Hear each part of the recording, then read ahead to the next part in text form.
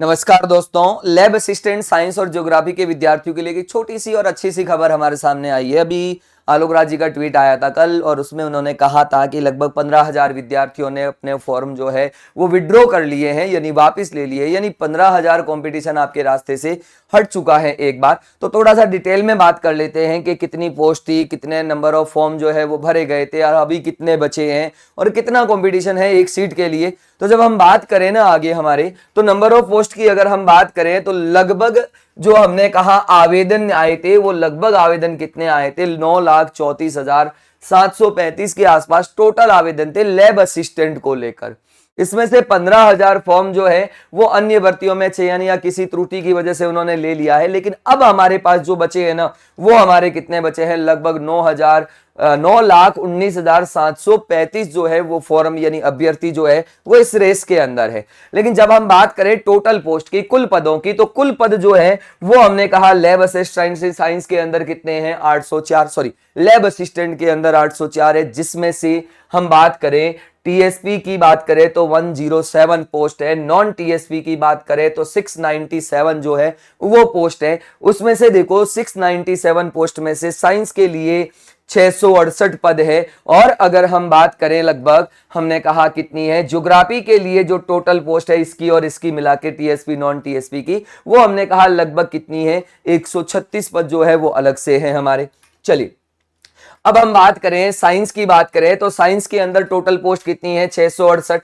668 में से अगर हम बात करें तो लगभग फॉर्म कितने हैं, 5,25,200 के आसपास आवेदन है। तो प्रत्येक सीट पर अगर हम मुकाबले की बात करें ना, तो मुकाबला हमारा लगभग 780 के आसपास विद्यार्थी जो है, यानी एक सीट पाने के लिए आपको कम से कम 780 लोगों से क्या करना पड़ेगा, मुकाबला करना पड़ेगा। और अगर ज्योग्राफी की बात करें तो 136 पद है ज्योग्राफी के, और उसमें से आवेदन लगभग 3,94,535 है, लगभग 4 लाख के आसपास, यानी एक सीट के लिए 2,900, लगभग 3,000 विद्यार्थियों के बीच में कंपटीशन है।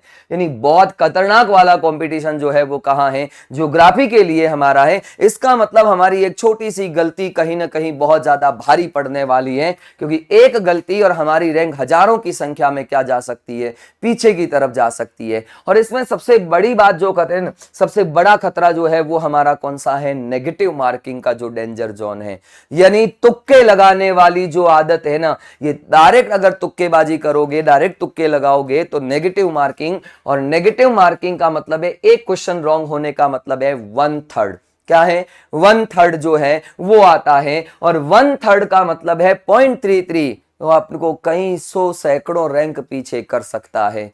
तो इससे नेगेटिव मार्किंग की रेस से आपको बाहर जाना पड़ेगा। नेगेटिव मार्किंग के अंदर रेस नहीं बनानी है, यानी अपने को नेगेटिव मार्किंग नहीं करनी है, बहुत ही सोच समझ के अपने को क्या करने हैं क्वेश्चन, और बिल्कुल खुले माइंड से क्वेश्चन को अटेंड करना है।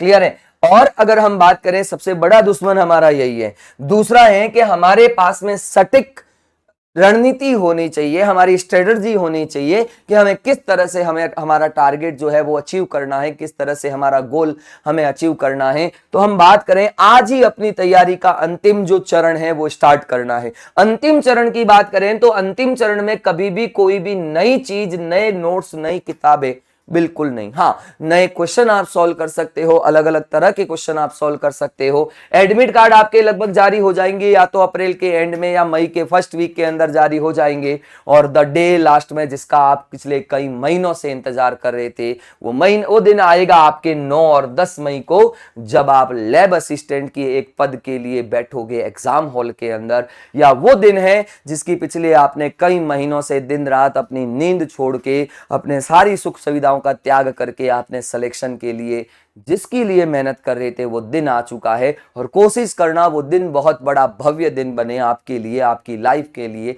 आपके पेरेंट्स के लिए वो दिन बड़ा भव्य दिन बन के आए। और अगर हम बात करें तो हमने कहा रणनीति, देखो अभ्यास, डेली आपको मॉक टेस्ट देना है। वो मॉक टेस्ट हमें बहुत अच्छी चीजें सिखाता है कि कहां गलतियां होती है, कैसे गलतियां होती है। टाइम मैनेजमेंट है कि कहीं पेपर नहीं छूट जाए, पेपर के अंदर जो सवाल है वो कहीं मिस टाइम मैनेजमेंट के कारण गलत नहीं हो जाए, उनसे हमें अपने को क्या करना है, बचाना है। इसके लिए मॉक टेस्ट दो, जो पूरा पूर्ण पैटर्न के रूप में रहता है उसको दो, उनके अंदर जो गलतियां होती हैं उनको सुधार करो कि मैंने यहां गलती की है, नेक्स्ट टाइम मैं ध्यान रखूंगा, इसको गलत नहीं करूंगा। दूसरा है कंटिन्यूअसली आपको रिवीजन करना है, जो चीजें आप बार बार भूल रहे हो उनको थोड़ा और अच्छे से करो, जिन फॉर्मूलों को भूल रहे हो, जिन रिएक्शन को भूल रहे हो, बायो के अंदर जिन नामों को भूल रहे हो उसको याद करो अच्छे से। और नेगेटिव मार्किंग तो मैंने आपको शुरू से ही बताया है, नेगेटिव मार्किंग से तो हमें क्या करना है, बचना ही है हमेशा की तरह। क्लियर है? तो फाइनली, और एमसीक्यू की प्रैक्टिस के लिए हम क्लासें अपन डेली ले ही रहे हैं, डेली हम एक टॉपिक ले रहे हैं, एक टॉपिक एक क्वेश्चन, एक टॉपिक लगभग 30 से 35 क्वेश्चन सॉल्व कर रहे हैं, और कोशिश कर रहे हैं कि सारे टॉपिक के फॉर्मूले, सारे टॉपिक के कॉन्सेप्ट आपको एक ही क्लास के अंदर मिल जाए। तो बिल्कुल आपको ऑल द बेस्ट, जय हिंद। और अच्छे से तैयारी करना है, घबराना नहीं है, अच्छे से तैयारी करोगे तो सफलता 100% मिलेगी। जय हिंद।